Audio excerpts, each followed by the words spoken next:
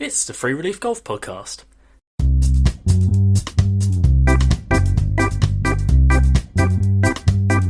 Thanks to the Blue Wire Hustle program, this is the place where listeners can explore the hidden cost of elite amateur golf. It'll always cost nothing to get some free relief, so let's get on with it, shall we?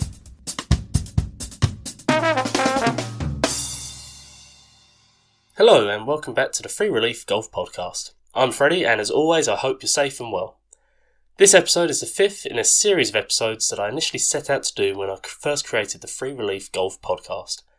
Last year I played in some tournaments, and I'm looking to outline the cost of playing in those events and report back to you, the listener, so you can get a first-hand experience of what it would cost you to do the same. This time around we're exploring what the Scottish Men's Amateur Championship has to offer. There's plenty to cover, so let's get straight into it.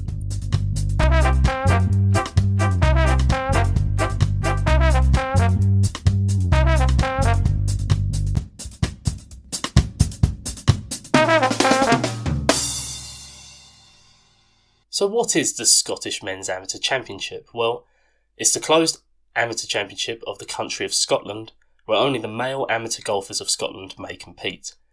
Now let's address the elephant in the room straight away, because I can hear you asking, but Freddie, how did you end up playing the Scottish Am with an accent like that? Well, the long story short is that yes, I am English by birth. I had been reluctant in previous years to enter the Scottish Am as an Englishman, simply because, well, imagine if I won it. I'm not so sure anyone would want the Scottish closed champion to be English, myself included. And why enter an event you don't think you should win, even if the odds are unlikely at best, granted. However, you may enter the Scottish Amateur if you match all of the following criteria. There's 5 of them. Number 1, you are male and of amateur status as defined by the R&A Rules Limited. Number 2, you are in possession of a World Handicap System handicap index not exceeding 6.4. Number 3, you either have been born in Scotland, have one parent or grandparent born in Scotland, or prove principal permanent residency, what a phrase, in Scotland for a period of not less than 3 years, i.e. over 3 years. 4th in the list of criteria that you've got to hit, you must make sure you've not played for any other country's international team, with the exception being if you played for another country at boys level. It doesn't count. And the 5th and final of the criteria you must meet is that you have not played in the closed championship of another country other than as a boy. So if as an adult you have played in the closed championship of another country, you are not eligible to play in the Scottish Men's Amateur Championship. So because I had lived in Scotland as my permanent residence for over 3 years, out with being a student, and because I had not played in the English Closed Amateur Championship previously, I was eligible to compete. In the end for me, I decided to compete because it was way more convenient travel and schedule-wise to play the Scottish Amateur instead of the English Am.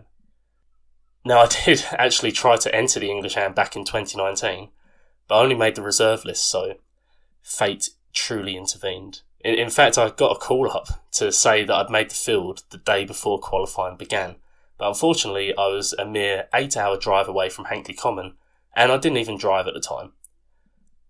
So the overall trade-off is now that I have competed in the Scottish Amateur in 2021, I am no longer and will never again be eligible for the English Amateur Championship. To be honest, it was a significant decision that wasn't taken lightly, and it does feel a little bit final, but there we go. I've chosen my colours, and I'm at peace with my decision. I just hope all the Scots listening accept the decision too. But anyway, back to the tournament itself. The 2021 edition of the Scottish Men's Amateur took place at Murcar Links, with Portlethen Golf Club also hosting a round of the stroke play qualifying. For those that don't know, Murcar is a proper links test on the Aberdeen coast, and Portlethen is a shorter parkland course about 20 minutes down the road from Murcar, 20 minutes south.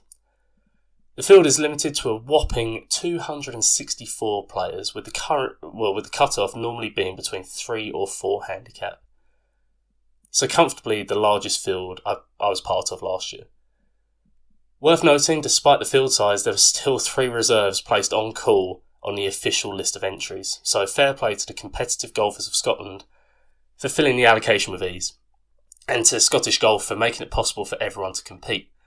For the record, the handicap limit is set at an index of 6.4 or better, as I mentioned earlier, which does facilitate a higher number of entries.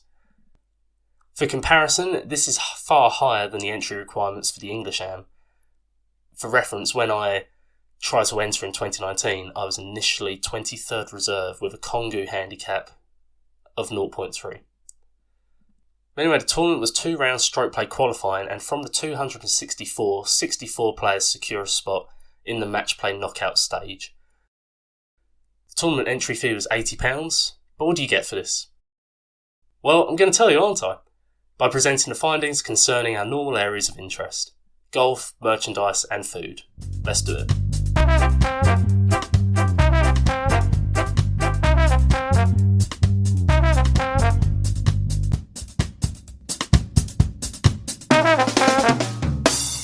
So we start with the golf offering.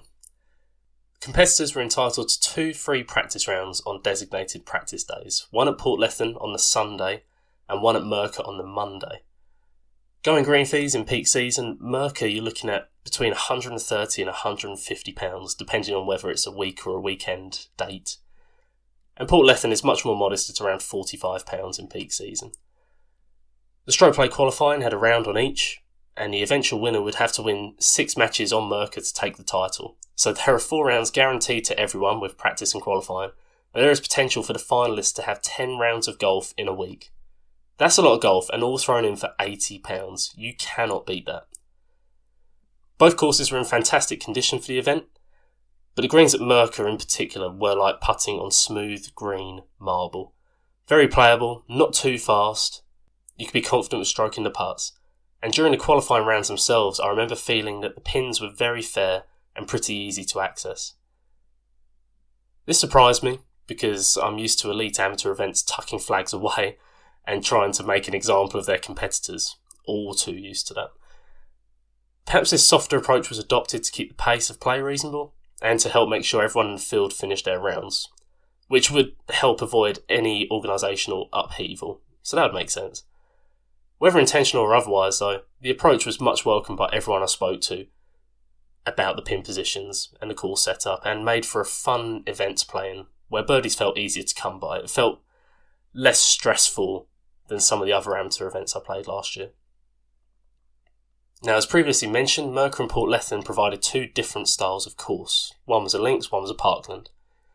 Now, one positive to this format approach is, well, in theory, you will have 64 well-rounded golfers qualify for the knockout stages. Golfers who are not just links players, not just parkland players, they can do both. And they have all the shots necessary. However, one downside of this approach is that the courses were impacted differently by the inclement weather that reared its ugly head.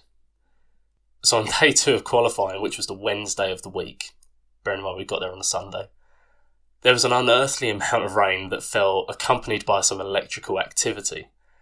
The Murcar tee times were not affected, but the Portlethen tee times, remember it's 20 minutes down the road, they were pushed back in the end by 2 hours. This actually benefited me, as I had a late tee time at Portlethen that day, so I got a laying in bed. And Scottish Golf were notifying people of conditions via email. So, like I say, in the end I got an extra 2 hours in bed by not having to travel to the course to find out my waiting time.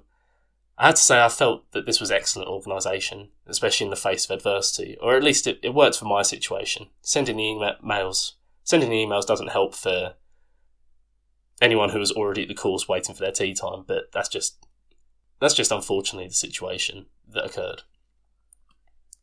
So with regard to practice areas, Murcar has a massive grass driving range with separate pitching and putting greens. The balls were Titleist Pro V1Xs, and the range even had buckets of water provided for club cleaning purposes. They also had 2 men manning the range, and provided balls to the lost-looking competitors as they wandered over, or at least I felt lost when I walked over there, so I assume everyone else was the same. Again, the organisation of the operation was striking. The Portlethen facilities were perhaps not as comprehensive as Murcar's, but they were still more than satisfactory. They have a large putting green, a small and less well-kept chipping green compared to Murcar, and that's hidden from view and slightly awkward to get to, but it's still there. And the most uphill driving range you have ever seen. We're talking obtuse angles here. But again, they provided players with Titleist practice balls, so he still felt special. Now, when it came to yardage books, I believe the Murcar one was around the standard £5 mark, but I could be inaccurate there as I didn't buy one this time, as I'd kept my book from a previous match that I had at Murcar in 2015. Individual pin sheets were not distributed, as Scottish Golf favoured having one sheet available at the sign-in desk, which competitors could take pictures of and use for reference. This is a different approach. I didn't see it anywhere else last year, despite COVID being a factor in all organisation of tournaments. And I'm not sure if I loved it, to be honest, as I don't like having to use my phone during rounds of golf any more than I have to. Interestingly, in today's modern world, along with there being no individual pin sheets, there are also no yardage books available at Portlethen. However, the Scottish Golf app had a course map which could be used for reference, which, when I looked at the course map, it was decent. The map had the capacity to roughly plot your location and yardage to the front, middle and backs of the greens, so that's everything you need. The only downside of this was that you couldn't use the map and the scorecard facilities simultaneously, which you will understand if you have experienced a Scottish Golf app previously, is classic Scottish Golf app behaviour.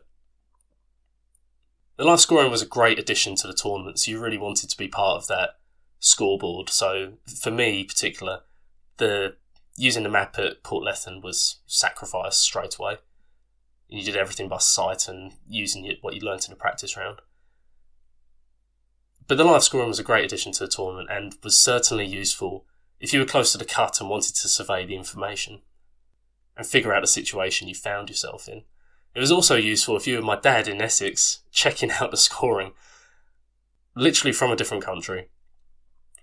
It was a nice touch, which, as we have said in the Eden Tournament episode previously, go check it out if you haven't listened to it, the live scoring truly makes an event feel prestigious and worthy of belonging in the upper echelons of elite amateur golf.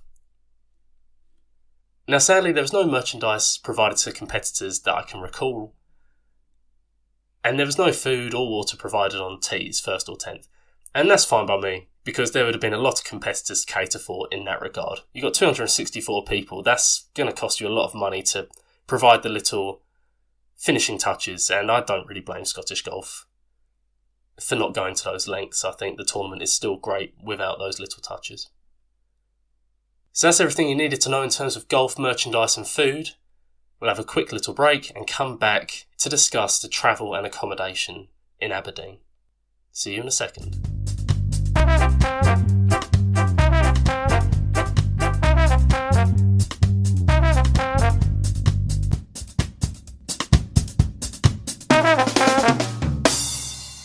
Right, we've made it to the travel and accommodation section, and we will start with the accommodation situation for my week in Aberdeen. Now, I stayed with my good friend Wayne and his wife Priscilla in Aberdeen, and they very generously provided this free of charge, but I did thank them with wine, flowers, and by being a generally good house guest, I would like to think. They welcomed me into their family for the week, and I was very grateful for their support and company. Wayne is a good friend and my regular scratch team partner through the new golf club. He also competed in the tournament, as in the Scottish Men's Amateur, seeing as it was taking place on his doorstep, so it made logistical sense for him to do so.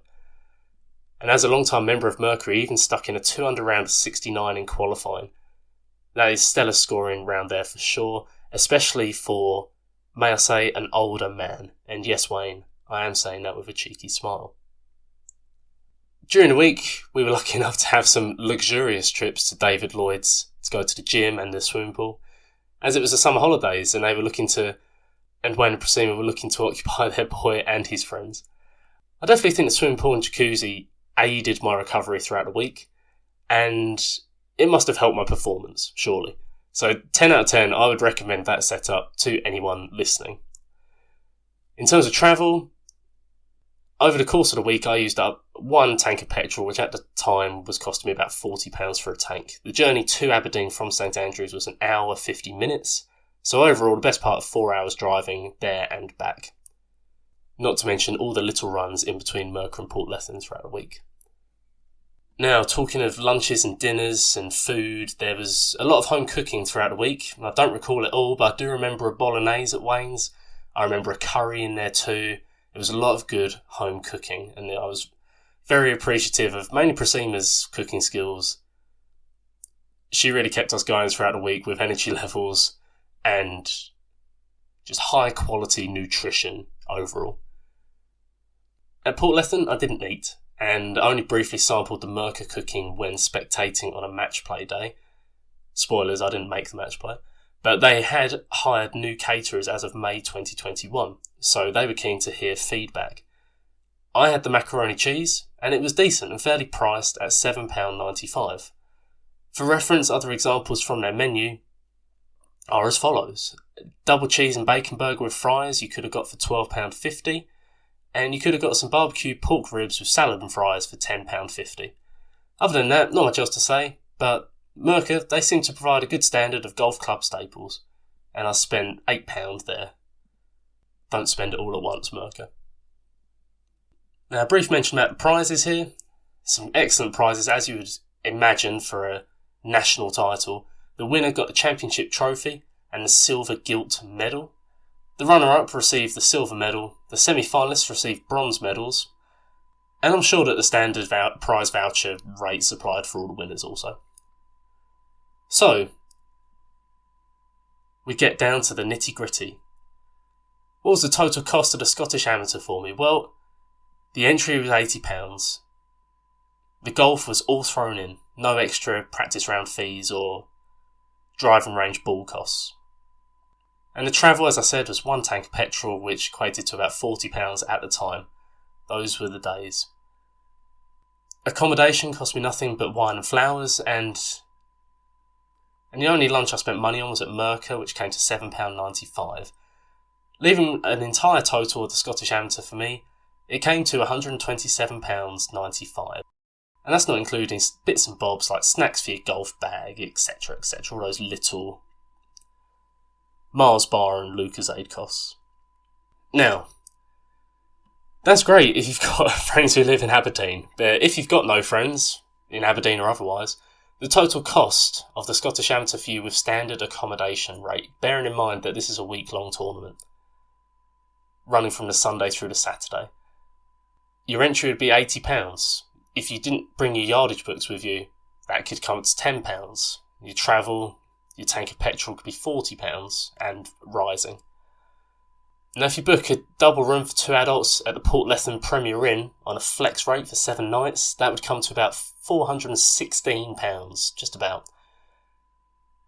And if you're looking at dinners, well, based on what we normally do, the standard £15 a day rate for food, times that by 7, that's £105, assuming you stay for the entire tournament duration. If you get pumped out early, you might leave earlier. But say you stay for the whole week, you win the tournament, your entry golf, travel, accommodation and dinner would cost you £651 in comparison to how I did it, which was the best part of £130. So overall, we made a pretty good saving at this tournament. And then we come to the overall experience rating, the bit that everyone wants to hear. Now, as you all know, I've scored out of 5 across 11 different areas, and this is so I can ultimately rank the events and compare them against each other.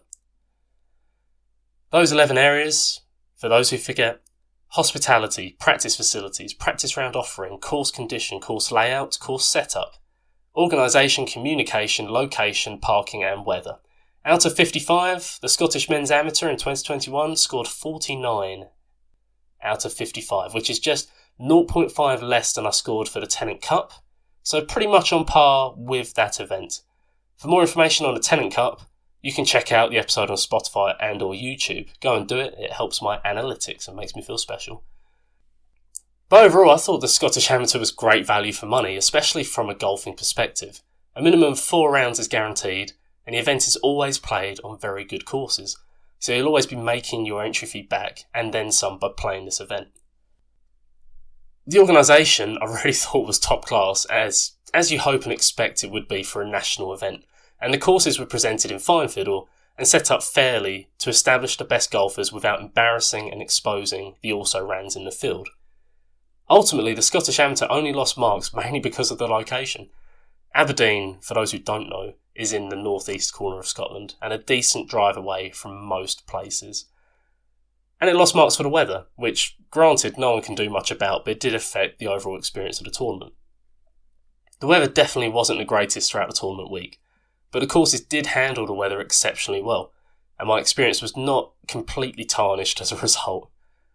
I must say, the organisation of Scottish golf in the face of the bad weather was impressive. And let's be honest, if you're a regular listener, then you will know that I've slated Scottish golf plenty in previous episodes of the podcast, mainly relating to handicap issues, granted, and you absolutely can go back and listen to those episodes if you wish. But on this occasion, I have to say the folk at Scottish golf went up in my estimations after watching them organise a tournament in person. The 2022 edition will be taking place across the Glasgow Gales and Western Gales courses between the 26th and 30th of July. If you're Scottish or an imposter like me, and have a free week to travel and play on some classy courses in top condition, then I would have to thoroughly recommend playing in the Scottish Men's Amateur Championship. So that's everything I had to say about the Scottish Men's Amateur Championship. Let's have a second to decompress and I'll be back with some closing remarks.